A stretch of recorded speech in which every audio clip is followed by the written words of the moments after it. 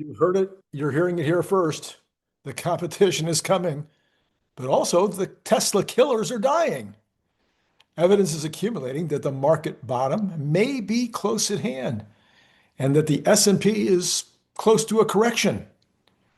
So Ken Kao, the China Crash Chronicle, who goes under the handle of Ken_Love_TW, he says the bursting of China's NEV bubble. China didn't learn from its real estate collapse. It just replaced one bubble with another. First, it was ghost cities, and now it's ghost cars. For 13 years, Beijing flooded the EV sector with subsidies, pushing companies like BYD to global dominance. On the surface, it looks like success. Millions of cars sold, world-leading production.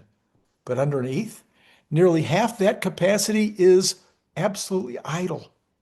Profit margins are collapsing. Price wars have turned into corporate suicide. On March 28th, China Fund News reported that NEV giant BYD released a troubling financial report. Net profit, 32.6 billion RMB, down 18% year over year. Chairman Wang Chuanfu admitted that the NEV industry is entering a brutal elimination phase. This is what they do in China. They flood the zone. They tell everybody, they tell all the governors, all the regional governors, hey, start doing this, whatever it is, whatever the new thing is, solar, apartments, whatever. And they reward them. They get rewarded based on how well they do at the stuff. But there's no, how would you say it? There's no normal capitalization, no normal competition taking place. It's an abnormal situation where you're getting all these government subsidies and whatnot. So anyway, this signals a shift from the explosive growth to a bloodbath across the entire sector, and this has happened over and over again. I wouldn't be surprised to see it happen in energy. They may end up overbuilding energy, at least for China, because you could get to a place where you've got more energy than you've got customers. In May last year, BYD slashed prices by up to 34%, triggering industry-wide cuts and collapsing profit margins. By 2025, only a handful of companies remained profitable. Most automakers were operating at a loss. So this is no longer competition. This is mutual destruction. Here's the scary part most people miss. Apartments can still be lived in after a crash in the real estate market. EVs can't. They are rolling computers. If manufacturers fail, software dies, maps break, batteries malfunction. Your car doesn't depreciate, it stops working. Meanwhile, trillions poured into charging stations and infrastructure risk. They're becoming stranded assets overnight. China's economy today is ice and fire. Exports and tech look hot. Everything else is freezing. If EVs were the last engine of growth, what happens when that engine stalls? Well, while we're looking at the competition over in China that is apparently dying, what about the largest automaker in the world saying that they will have multiple Tesla killers soon? Really? Oh my goodness. This is summarizing a Detroit News article. Title is Toyota exec Templin talks goals for Tesla killers. Grant Schwab, the Detroit News, has this story. It's an interview with Mark Templin. He's the vice president and chief operating officer for North America. And he's just made an announcement about a $1 billion US manufacturing investment. Toyota plans to aggressively expand its battery electric vehicle, BEV lineup in the US, tripling from just 2 models now to 6 by the end of this year, plus maybe a 7th. Templin describes upcoming BEVs as freaking fantastic and calls them Tesla killers, targeting current Tesla owners who want more real car options while staying in EVs. Toyota aims to grow its tiny EV market share about 2% now to around 15%, which would match its overall U.S. vehicle market share. The company emphasizes a portfolio approach with gas, hybrids, plug-ins, and BEVs based on global needs and including regions with they want to include regions that don't have reliable electricity. The article frames Toyota as a purposeful laggard. They purposefully have lagged on pure EVs, and now they're accelerating to compete directly with Tesla while maintaining its multi-powertrain philosophy. And the idea here is that it's not an unreasonable thing to consider, is that BEVs came in by Tesla. They were not exactly a first mover, but close to a first mover. They did a great job. They've set up the market for more BEVs. People love them. People want them as long as they're the right price and the right product, as Elon says over and over again. So now Tesla says, well, looks like it's time to join in. The only problem for Toyota here is that Tesla is shifting to AVs. So BEVs will still be a thing for a while, but if they're not AVs, they won't be for long. And of course, my prediction is it'll be 28 or 29, and there won't be any manufacturing of vehicles in the United States for gasoline or hybrids. And pretty much everything they manufacture in the United States will have AV capability, or it won't sell. Okay, this is Randy Kirk, in case you hadn't figured that out. And I want to continue to encourage you to buy the Elon Musk Magic. It has now 30 reviews, 28 of which are straight five across the board. So you should buy your copy now. All right, this is from Baba Benares. He goes under the real Baba Benares on X. Breaking. Reports suggest that Iran's Masoud Pezeshkian warned the IRGC, that would be the top of their the Iran's military, the elite guard. He warned their leaders that without a ceasefire, Iran's economy could collapse within weeks. Sources are pointing to growing internal tensions amid 45% inflation and 3,200% currency decline and ongoing sanctions and conflict costs. And then Blue Kurtik has these market insights. He says 0%, not 5, not 2, not 1, 0% of the S&P financials are above their 50-day moving average. Zero, none. This has only occurred near the end of major drawdowns in 2018, 2020, and 2022. Each of these last 3 times, the S&P 500 was higher over the next 2 months and delivered double-digit gains over the next 12 months. And then there's this from Canton Meow. He says, over the last 15 years, when the fear and greed index is at 10 or less, the majority of the time we are either at the bottom or getting close to it. We're currently sitting at 8 on a 100-point scale, with 0 being fear. That's below this 10. So are we getting to the bottom here? I think we also had some Kobasi information yesterday that suggested the same thing. A lot of things pointing the idea that this 10% pullback on the S&P. We're not quite there yet, getting closer. That maybe that'll be it, and then we'll be off to the races. Kathy, Larry, and Tom Lee all say that we're climbing the wall of worry. Although Tom Lee is going to be wrong again. There's no way that March is going to end in the green. And he said, surely by the end of March, we will be in the green.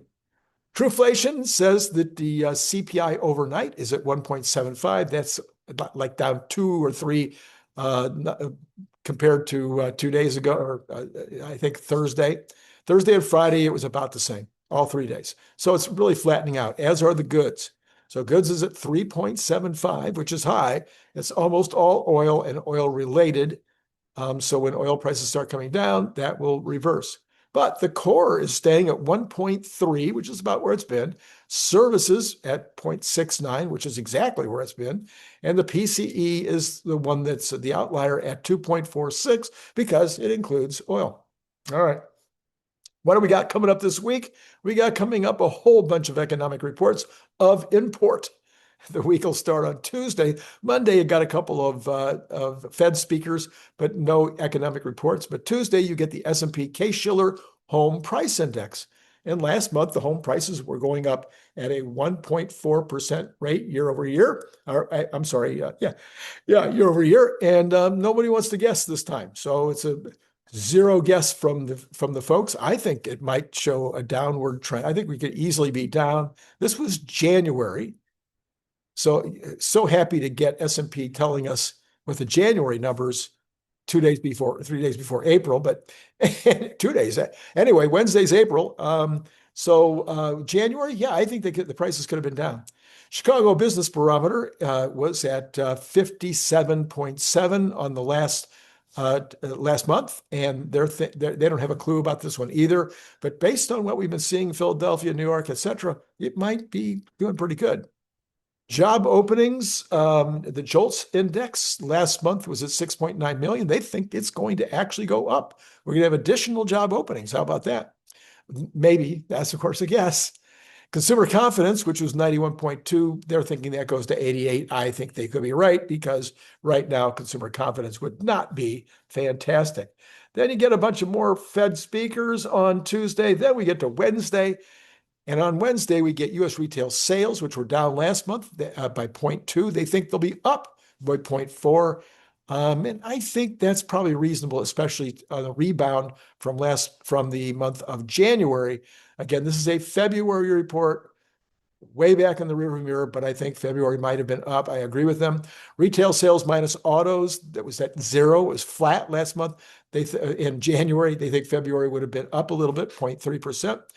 And you remember January had some really lousy weather, not like February didn't, but it was improving.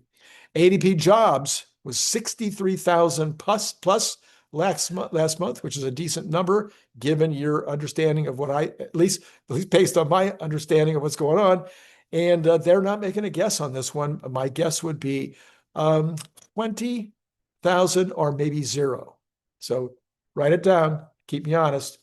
Then we got some more Fed speakers, and then later on that morning, we get the S&P final U.S. manufacturing PMI. So the S&P was at 51.6 in February, and the S&P, they're not making a guess on this one either, but they are making a guess on the ISM manufacturing. Now, why would they guess on the one and not the other? So in January, we had 52.4 on the ISM, and they think it'll be down to 52. So therefore, I'm going to extrapolate that and say S&P should be going from 51.6 to 51.4. Actually, quite frankly, I think there's a good chance that both of these will be up. Business inventories, delayed report, it says here, is January. And you know how much I care about business inventory reports anyway, and they're not guessing. Then we've got initial jobless claims on Thursday. 210,000 last week. They think it'll be flat, exactly the same, 210,000. And again, I'm sorry to be such a cynic, but they're just guessing. But it's probably a good guess. U.S. trade deficit was 54.5 billion in January. Again, very, very late information here, hardly worth anything. February, they think that it went to 61.7 billion. Let me double check this real quick.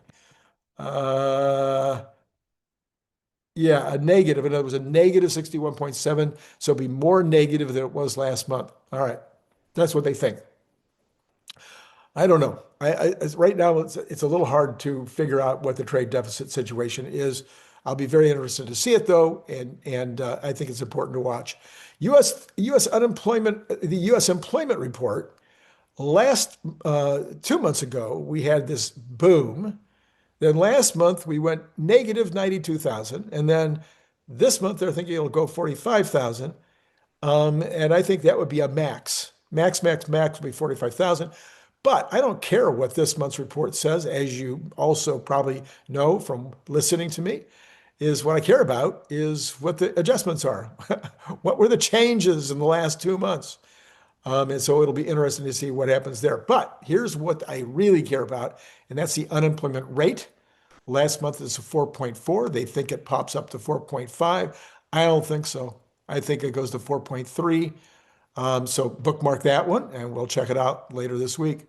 U.S. hourly wages went up 0.4% in February. They're thinking that they'll be up 0.3% in March. And that's fine. I'm not going to argue about that one. Hourly wages year over year, 3.8. Again, these would be good numbers. If you have hourly wages going up a little bit more than inflation, that's what you want. So inflation, the government thinks it's 3% and true inflation thinks it's 2%, 1%. Either way, the folks are making more money, and it's going further. So then the S&P has its final U.S. services PMI on Friday as well, and that will be at no guess. So services report was 51.7 last month, which is positive. I'm going to say the S&P services also stays positive on Friday. All right, let's go ahead and take a look at the markets. We don't have, of course, it's only 4:15 as I'm doing this in California. And so the Tesla numbers are not out yet, but we do have the bonds. We'll go to that first. And what we have happening with the bonds is they are down a little bit, 1.2 basis points, but very, very high, 4.43. Then you got oil prices actually going up a lot tonight. So that would be an indication that you're going to see some other things going down, right? So oil is up $2.33, and that puts Texas Intermediate at 101.99. Call that 102 rather. And now it is in fact 102.03. I think that's the highest it's been in this particular, lately. Now this is of course pre-market as opposed to actual market, but still. Brent 115.07. Natural gas is actually down 2%, back under $3 at 296. And gold is down a little tiny bit.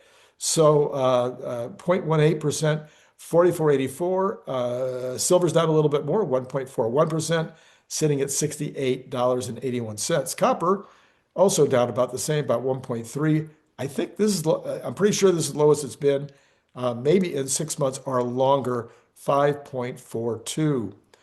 The dollar and the currencies, looks like the dollar is kind of flattish.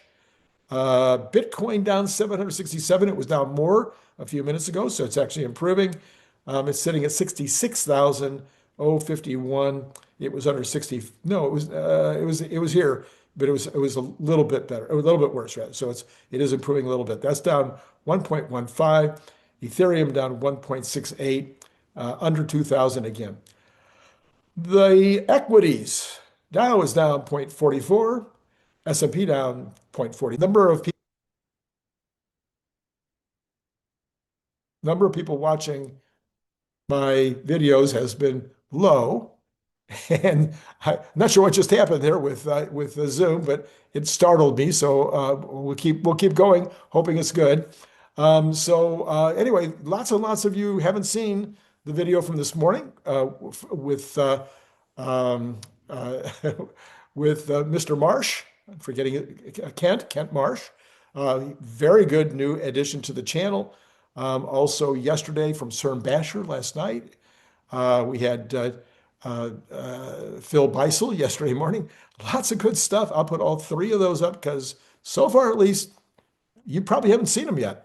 And then tomorrow will be a normal day as far as I know. We'll see what happens with markets in the morning. I think we have to get down, at this point, I think we do have to get to 10% on the S&P before we bounce. That's my theory. We'll see what happens tomorrow. All right, that's all I got for you. It's been great talking to you.